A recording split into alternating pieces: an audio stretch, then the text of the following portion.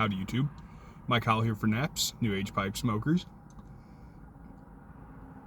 Hope y'all are doing well today. I'm doing pretty awesome. It is a gorgeous day. It's been cold, like, 20s and 30s Fahrenheit for the highs for, the last week or so. Today, the sun came out. It's up in the 50s. It's absolutely beautiful. Hoping the weather holds through Thanksgiving this week. It'd be nice to have a decent sunny day for the holiday.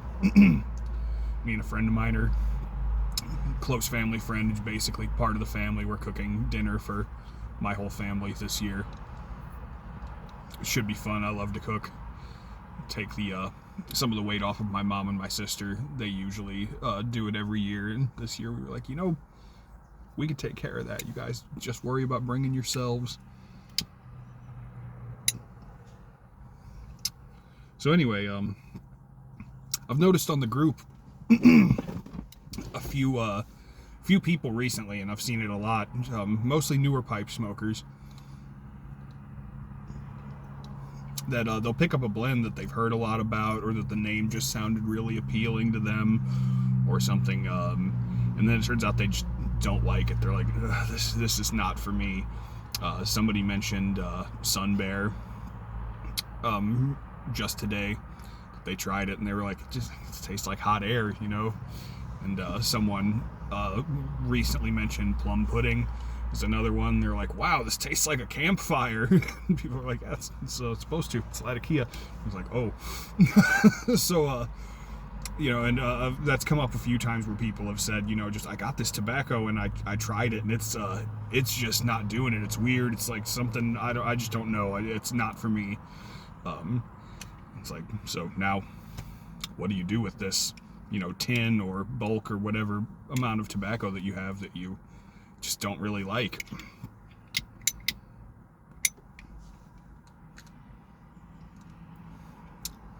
And this brings me into, specifically for new pipe smokers, kind of the point of this video is that, again, especially for new pipe smokers, the tobaccos that you don't like today, now, in this particular part of your pipe smoking journey, are not necessarily tobaccos that you are not going to like a year from now, 2 years from now, 3 years from now. And the tobaccos that you enjoy now, those are not necessarily the type of tobaccos that you'll still be enjoying a year from now, 2 years from now, 3 years from now. Because almost every pipe smoker that I've talked to about this, and this is my own experience as well, our tastes change drastically in the first few years smoking a pipe.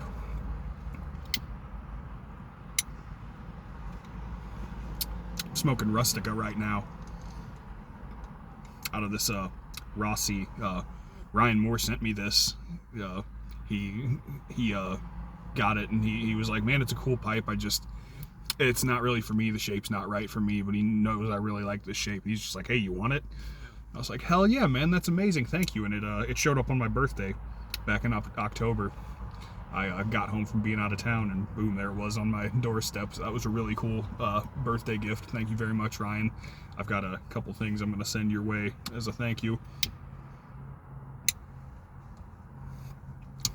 Now, Rustica is one of my absolute favorite tobaccos. It's a desert island blend for me. I smoke this stuff not every single day, but almost every day.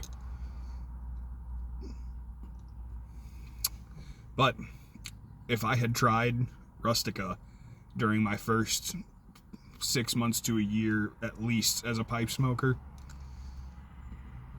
I wouldn't have liked it. It would have been, the nicotine would have been too much for me. The taste would have been much too raw compared to what I was used to. It just wasn't anywhere in my wheelhouse. So if I'd gotten a tin of Rustica then and tried it and decided, well, I don't like this, I'm gonna throw it in the garbage or, give it away to somebody or something, and just decided that, well, I don't like this tobacco, I would have missed out on what is now one of my absolute favorite smokes. In fact, I was listing off my top 5, at least my top 5 for now, the other night on the mantle. I said my top 2 are Bold Kentucky and Rustica, and then Irish Flake, and probably like Burley Flake number 2. But Bold Kentucky and Rustica, they're like I want to smoke these blends forever. And if I'd have tried this too early on and decided I didn't like it, never tried it again, I would have missed out on that. One of my favorite blends.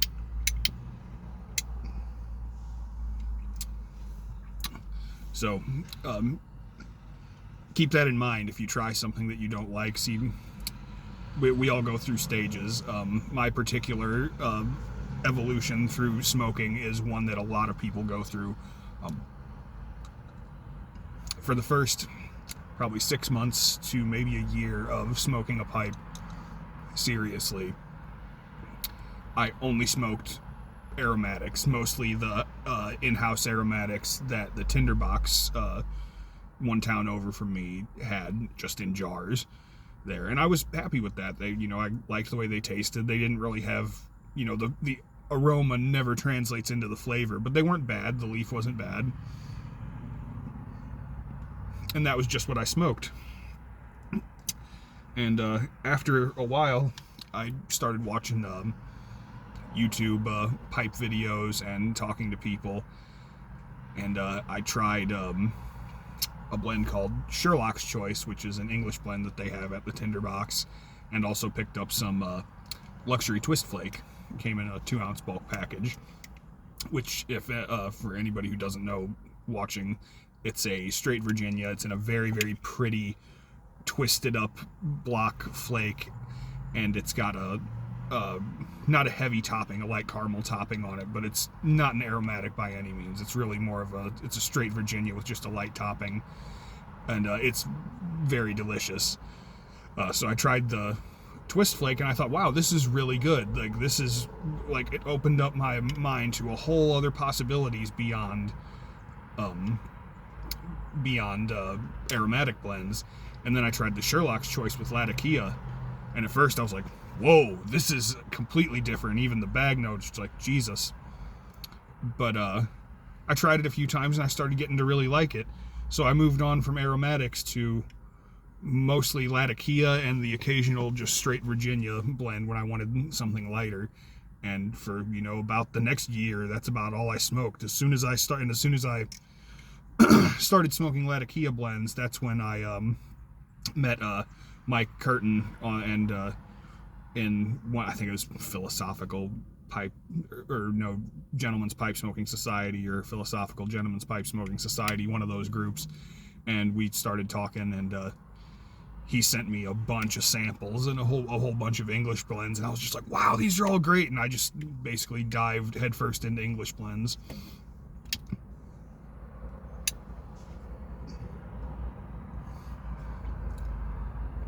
And that's all I smoked for quite a while. It was pretty much all like Latakia, with just the occasional Virginia thrown in there. And then after a while, I started branching out more and started smoking vapors, more Perique heavy vapors, and dark fired Kentucky. Discovered this stuff.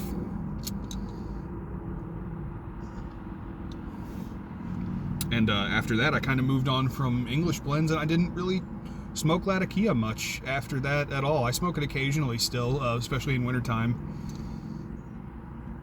I'll probably bust some Latakia out here. So in the next month or so, I'll be smoking like Christmas time when there's snow on the ground, but nothing like what I did for a while now. I mostly smoke dark fired Kentucky and heavier vapors and stuff like this, and just Virginia Burley and straight Burleys. Anyway, the point of all that babbling is our tastes during the first few years of our smoking a pipe, they evolve and change so much. So it's a mistake to throw anything away, certainly. If there's a blend that you get that you don't like and you just say, wow, this isn't for me, stick it in a jar. If you don't have any mason jars yet, you'll want to get some. That's pretty much vital for any kind of cellaring or storing of tobacco.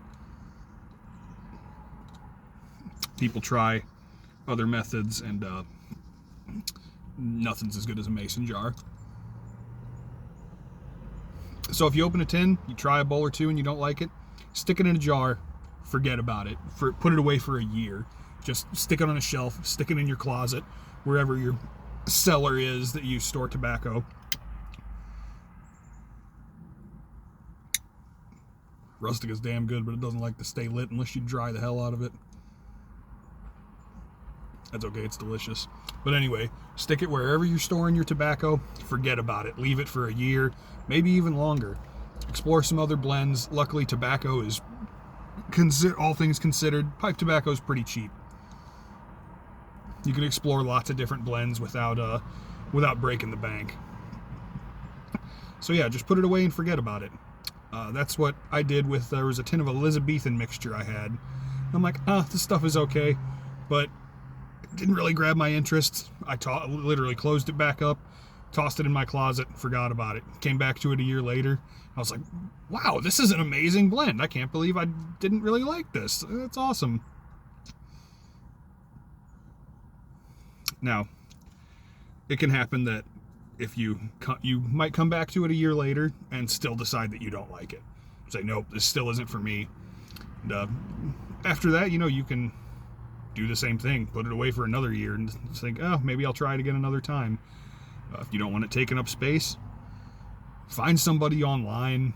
Just give it away to somebody. There's a lot of people that, even though pipe tobacco is fairly cheap, there's a lot of people who struggle to afford, just day-to-day bills. I mean, the economy's not that great.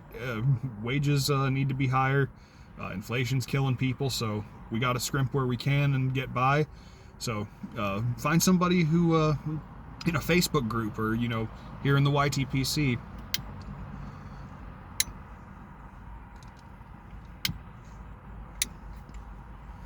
And say, hey, I've got this tobacco. It might be right up your alley. You can ship it to them, and you might completely make someone's day.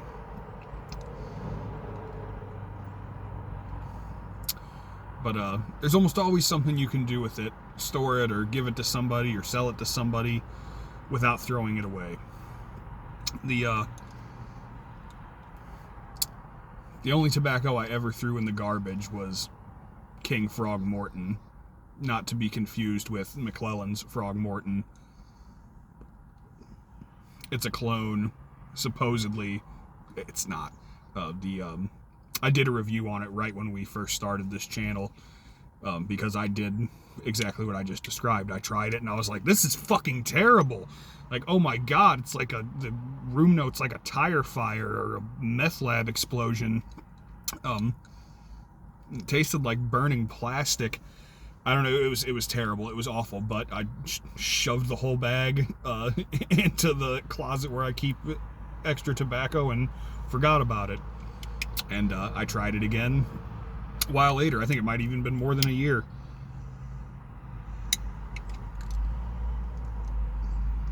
It was still perfectly moist. And I pulled it out and loaded a bowl and went, oh my god, this is still as awful as I remember it. And it was so bad. That was the one tobacco. It was so bad that I couldn't give that away or do any. I threw that in the garbage. But that's the only time.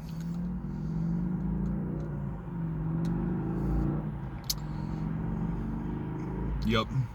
It's like smoking shredded old socks with Latakia. Really terrible. But yeah, that's the only time. Usually you can give tobacco away, store it for a while, because you never know. Pipe smoking, especially if it's something you stick with over the long term, our tastes change, and a lot of people gravitate back and forth. They might smoke a lot of one thing for a little while and then move on to another thing and then go back to a thing they loved before. And then again, some people smoke only one blend their whole fucking life. So, but it's worth holding on to, is my point. It's our tastes change over time, in wildly, especially over the first couple years of smoking a pipe.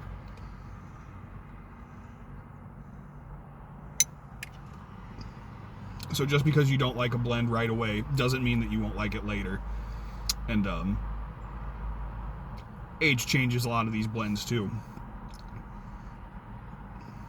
So if you put away a blend for a year, not only will your taste somewhat modify, especially if you're new to pipe smoking, but that blend itself will change a little bit too. Latakia blends will dim down a little bit. Well, not dim down, that's a bad way to put it. The Latakia flavor kind of rounds off a little. It's not as sharp, so you can get some of the other nuances of the different leaf, and it's not as overpowering. Virginia blends will get sweeter. The Virginias age and get a deeper taste. And the tin note of an aged Virginia is just amazing. It's one of the best tobacco tin notes there are, in my opinion. But don't throw it in the garbage, because, except in extreme cases, someone will take it, or it might be worth keeping around.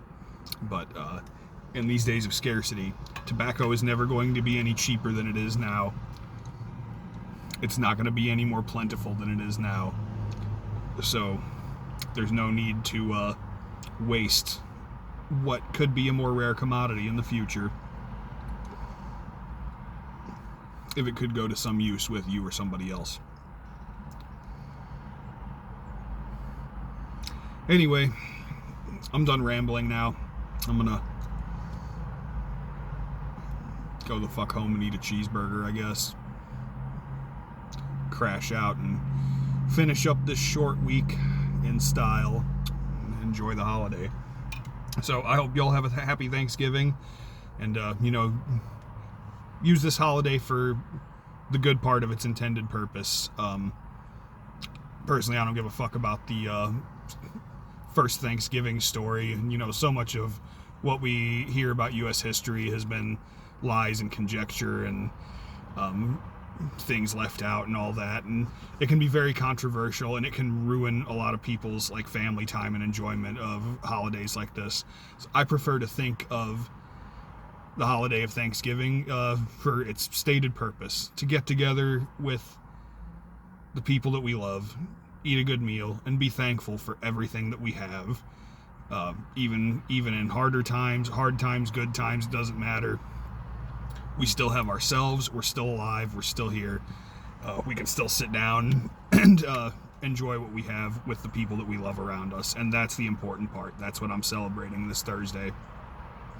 And then I hope that you all can enjoy that time yourselves and be thankful for all the little things and big things that we have in our lives. Because no matter what, we're still here. We're still breathing in the air. And, the universe might be pissing down the back of our neck pretty much every day, but it only drowns us once, and that hasn't happened yet. So be thankful and keep your fucking chin up. Later, y'all.